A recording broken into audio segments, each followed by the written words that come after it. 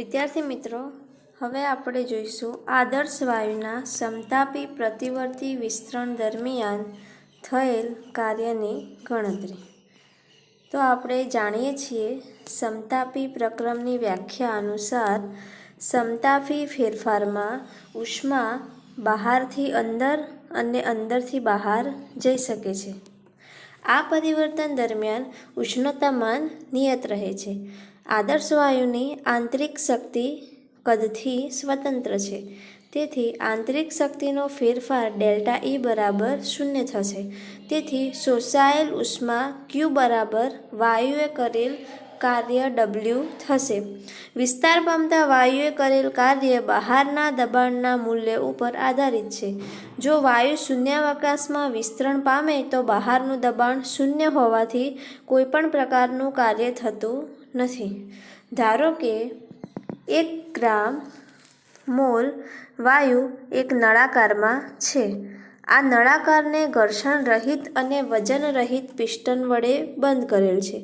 વાયુનું દબાણ P છે અને બહારનું દબાણ P કરતાં સહેજ ઓછું હોવાથી એને આપણે P- dP હોય તો ઓછું હોય એટલે P- dP થશે. આવું હોવાથી વાયુ વિસ્તાર પામે છે અને બાહ્ય કાર્ય કરે છે. ધારો કે વાયુ વિસ્તાર પામતા તેના કદમાં P- dP જેટલો વધારો થાય તો વાયુએ કરેલ કાર્ય બરાબર થશે P- dP. હવે બાહ્ય કાર્ય W દબાણ અને કદના ફેરફારના ગુણાકાર બરાબર છે. અહીં વિસ્તરણ દરમિયાન દબાણમાં ઘટાડો અને કદમાં વધારો થાય છે, તેથી આ બંને પદોના ચિહ્નો વિરુદ્ધ હશે. તેથી આપણે લખી શકીએ dW બરાબર -P-dP × dV is equal to થશે P × dV plus dP × dV. હવે dP અને dVના મૂલ્યો ઓછા હોવાથી આપણે એને અવગણી શકીએ. બરાબર, તો થશે dW બરાબર થશે P × dV. વાયુએ વિસ્તરણ દરમિયાન કરેલ કુલ કાર્ય W આપણે કહીએ તો થશે W બરાબર સંકલન V1 થી V2 P × dV. બરાબર, આને આપણે સમીકરણ 3 આપીએ.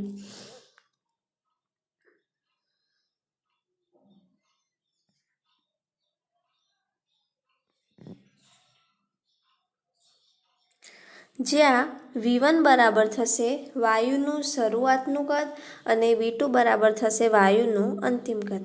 હવે આપણે જાણીએ છીએ કે 1 ગ્રામ મોલ આદર્શ વાયુ માટે PV બરાબર થાય RT, કારણ કે આમ તો થાય PV બરાબર nRT, પણ આપણે 1 ગ્રામ મોલ લીધું એટલે n બરાબર 1 થઈ જશે, એટલે થશે PV બરાબર RT. માટે P બરાબર થશે RT/V.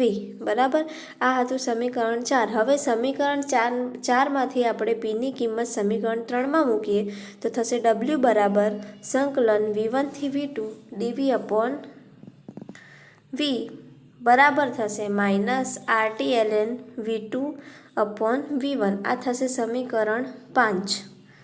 હવે W બરાબર આપણે આગળના સમીકરણમાં શું હતું? ln હતો. બરાબર, ઈ ઘાતાંકવાળો લોગ હતો. એટલે હવે એને આપણે 10ના બેઝવાળો લોગ એટલે કે લોગમાં ફેરવીશું તો શું થઈ જશે? 2.303 વડે આપણે ગુણી દઈશું તો શું થશે? માટે W બરાબર થશે -2.303 RT log V2/V1.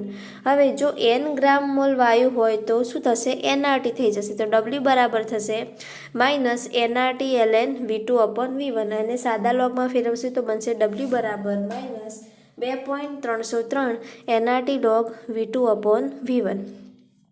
અચળ તાપમાને આદર્શ વાયુ માટે P1 V1 બરાબર P2 V2 થશે. તો V2/V1 કરીશું તો થશે P1/P2. બરાબર, આથી આપણે જે સમીકરણ 5 અને 6 હોય એને આપણે નીચે મુજબ લખીશું તો થશે W બરાબર minus RT ln P1 upon P2 અને એને સાદા ઘાતાંકમાં ફેરવીશું તો W બરાબર થશે minus 2.373 RT log P1 upon P2. જો n ગ્રામ મોલ આદર્શ વાયુ હોય તો W બરાબર થશે minus nRT ln P1 upon P2 માટે W બરાબર થશે minus 2.303 nRT log P1 upon P2. જો n ગ્રામ મોલ આદર્શ વાયુ હોય તો W બરાબર થશે minus nRT ln P1 upon P2 માટે W બરાબર થશે minus 2.303 nRT log P1 upon P2 બરાબર. હવે આપણે સમોષ્મી વિસ્તરણ જોઈએ, એડિએબેટિક એક્સપેન્શન. તો સમોષ્મી વિસ્તરણની વ્યાખ્યા અનુસાર આપણે જાણીએ છીએ કે પ્રણાલીમાં ઉષ્મા બહાર જઈ શકતી નથી કે પ્રણાલીની અંદર આવી શકતી નથી, એટલે કે અહીંયા Q બરાબર થશે 0. વિસ્તરણમાં પ્રણાલી ઉપર કાર્ય કરે છે તેથી W ઋણ હોય છે, તેથી ડેલ્ટા E પણ ઋણ થાય, એટલે કે પ્રણાલીની આંતરિક શક્તિમાં ઘટાડો થાય છે અને પ્રણાલીનું તાપમાન ઘટે છે બરાબર. હવે આપણે ડેલ્ટા Eની કેલ્ક્યુલેશન કરીએ તો આપણે જાણીએ છીએ કે અચળ કદે આદર્શ વાયુની ઉષ્મા ક્ષમતા આપણે નીચેના સમીકરણથી આપણે આપીએ છીએ. તો શું થશે? CV બરાબર આપણે CVનું મૂલ્ય તારવ્યું હતું તો CV બરાબર થશે DE અપોન DT, તેથી DE બરાબર થાય CV ઇન્ટુ DT અથવા તો ડેલ્ટા E બરાબર થશે CV ઇન્ટુ ડેલ્ટા T. હવે આપણે ડેલ્ટા Hની કેલ્ક્યુલેશન કરીએ તો એન્થાલ્પીની વ્યાખ્યા અનુસાર H બરાબર થશે E પ્લસ PV. હવે ડેલ્ટા H બરાબર ડેલ્ટા E પ્લસ ડેલ્ટા કૌંસમાં PV બરાબર થશે delta E plus R delta T 1 mall વાયુ માટે. હવે આપણે જે ઉપર સમીકરણ 1 હતું એમાંથી ડેલ્ટા Eની કિંમત મૂકીએ તો ડેલ્ટા Eની કિંમત હતી CV ઇન્ટુ ડેલ્ટા T. તો ડેલ્ટા H બરાબર થશે CV into delta T plus R delta T. હવે ડેલ્ટા H બરાબર CV પ્લસ R અને આપણે ડેલ્ટા T કોમન કાઢી દઈએ તો થશે CV plus R into delta T અને ડેલ્ટા H બરાબર થયું CV પ્લસ R બરાબર થઈ ગયું CP, તો ડેલ્ટા H બરાબર થશે CP ઇન્ટુ ડેલ્ટા T બરાબર. હવે આપણે કેલ્ક્યુલેશન ઓફ W એટલે કે Wની કેલ્ક્યુલેશન કરીએ તો સમોષ્મી પરિવર્તનમાં Q બરાબર 0 થાય, એટલે થર્મોડાયનેમિક્સના પ્રથમ નિયમ અનુસાર આ કિસ્સા દરમિયાન થતું કાર્ય આપણે W બરાબર માઇનસ ડેલ્ટા E બરાબર minus CV into delta T દ્વારા આપણે આપી શકીએ બરાબર.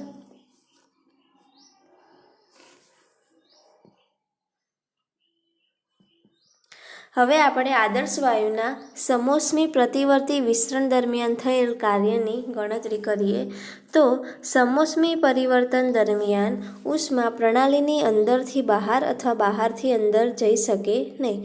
પ્રણાલીની ઉષ્મા નિયત રહે છે, તેમાં ફેરફાર થતો નથી. ઉષ્ણતામાનમાં શું થાય? વધઘટ થઈ શકે છે, તેથી Q બરાબર શું થઈ જશે? 0. હવે થર્મોડાયનેમિક્સના પ્રથમ નિયમ અનુસાર ડેલ્ટા E બરાબર થશે Q માઇનસ W માટે 0 માઇનસ W માટે ડેલ્ટા E બરાબર થશે માઇનસ W. હવે ધારો કે 1 મોલ આદર્શ વાયુ છે જેનું દબાણ P અને કદ V છે. P દબાણે કદમાં ધારો કે dV જેટલો અલ્પ વધારો થાય છે, તેથી વાયુ દ્વારા થતું કાર્ય માઇનસ P ઇન્ટુ dV જેટલું થશે. આંતરિક શક્તિમાં થતો ઘટાડો dE જેટલો થાય છે, તેથી સમીકરણ 1 અનુસાર આપણે જોઈશું તો dE બરાબર થશે માઇનસ P ઇન્ટુ dV.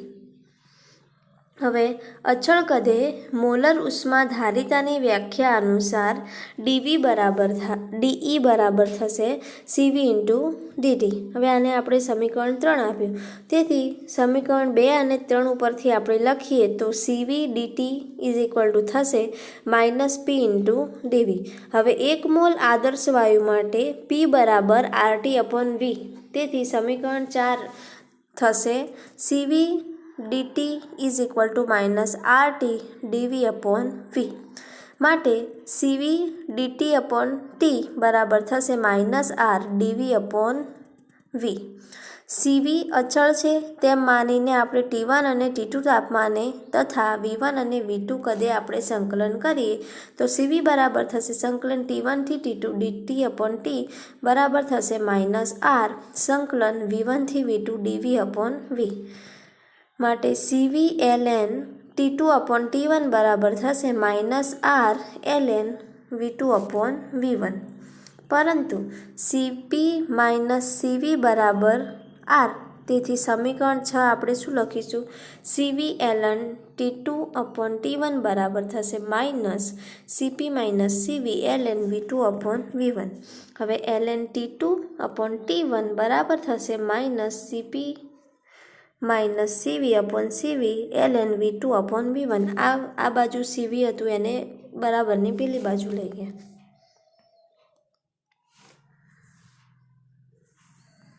પરંતુ CP - CV બરાબર R તેથી સમીકરણ 6 આપણે થશે CV ln T2 upon T1 બરાબર -CP - CV ln V2 upon V1 હવે ln T2 upon T1 બરાબર થશે -CP - CV upon CV ln V2 upon V1 હવે ln T2 upon T1 બરાબર થાય માઇનસ આપણે જે CP - CV upon CV હતું એમાંથી જે CV હતું એને એકવાર CPના છેદમાં લઈ લઈએ અને CVના છેદમાં લઈ લઈએ તો CV ઉડી જશે અને શું વધશે ફક્ત 1 તો થશે સમીકરણ બનશે ln T2 upon T1 બરાબર કૌંસમાં CP upon CV -1 ln V2 upon V1 હવે CP અને CVના ગુણોત્તરને આપણે ગામાથી પણ દર્શાવીએ છીએ તેથી ln T2 upon T1 બરાબર થશે gamma -1 ln V2 upon V1 હવે ln T2 upon T1 બરાબર થશે હવે જો માઇનસની ઘાત હતી એ નીકાળવા આપણે શું કરી લેશું અંશ હતો એને છેદ કરી લેશું અને છેદને અંશ કરી દઈશું એટલે કે ઉલટાઈ દઈશું તો શું થઈ જશે ln T2 upon T1 બરાબર થશે માઇનસ નીકળી જશે ગામા -1 ln અહીંયા V2 upon V1 હતું એની જગ્યાએ કરી લઈશું V1 upon V2 બરાબર હવે આપણે એનો એન્ટીલોગ લઈએ તો T2 upon T1 બરાબર થશે V1 upon V2 અને કૌંસ બહાર ગામા -1 હવે આ બંને ક્રોસ ગુણાકાર કરીએ તો T2 into V2 ગામા -1 બરાબર થશે T1 into V1 ગામા -1 અથવા તો TV ગામા -1 બરાબર થઈ જશે અચળ હવે P1 V1 upon T1 બરાબર થશે P2 V2 upon T2 બરાબર આ બાજુમાં જે રહ્યું T2 upon T1 બરાબર P2 V2 upon P1 V1 સંબંધનો આપણે ઉપયોગ સમીકરણ આપણે 9માં કર્યો બરાબર તો થશે T2 upon T1 બરાબર P2 V2 upon P1 V1 બરાબર થશે V1 upon V2 ગામા -1 હવે P2 V2 upon P1 V1 બરાબર થશે V1 upon V2 ગામા અને V1 upon V2 -1 બંનેને અલગ અલગ આપણે આપી દીધા અંશ ઘાત આપી દીધી બરાબર P2 V2 upon P1 V1 બરાબર થશે V1 upon V2 ઘાતમાં ગામા આવશે અને અહીંયા -1 હતું એટલે શું કરી લઈશું આપણે અંશ છેદ ઉલટાઈ દઈશું તો બનશે V2 upon V1 બરાબર તો હવે P2 આ બાજુથી V2 upon V1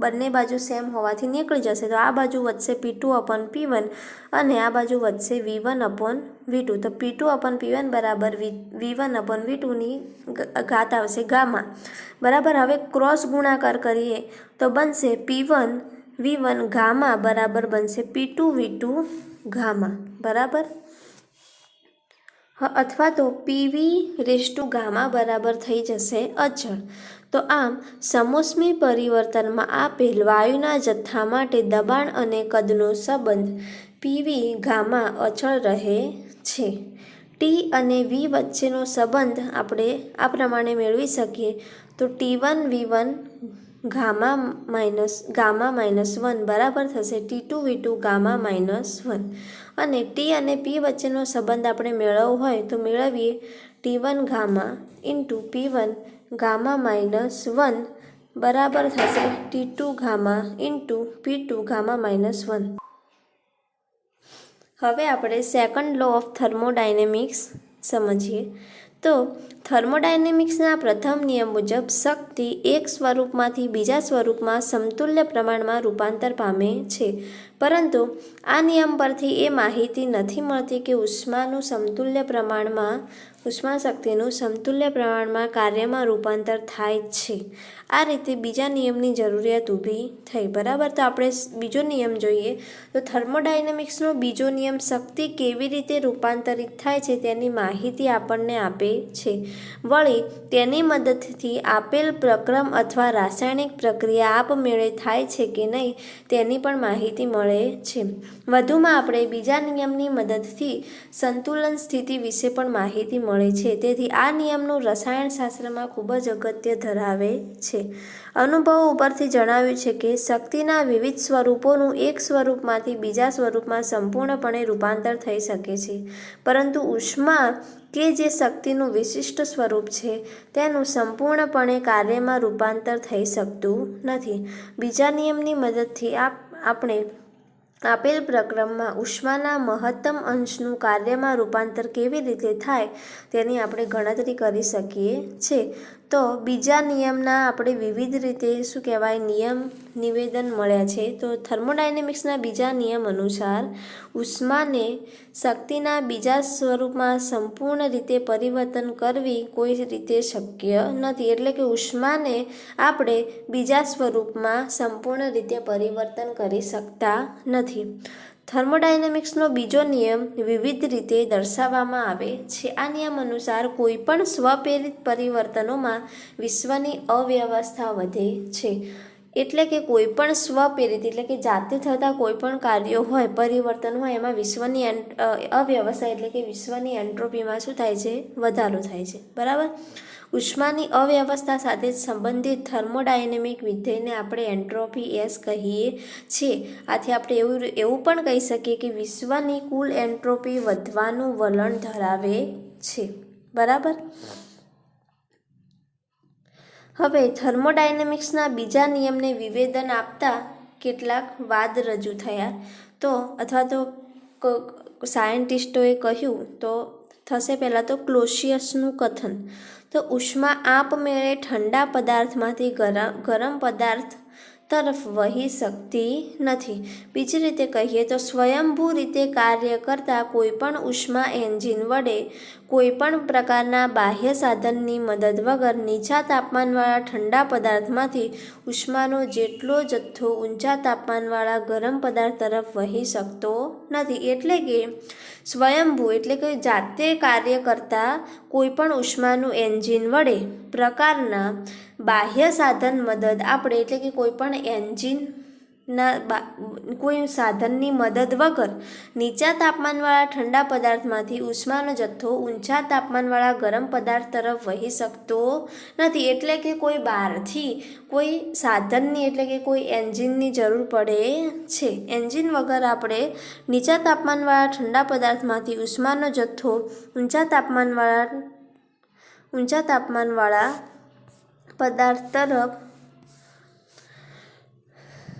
વહી શકતો નથી. તો આ હતું ક્લોસિયસનું કથન. બરાબર, હવે બીજા સાયન્ટિસ્ટોનું કથન આપણે આવતા લેક્ચરમાં જોઈશું.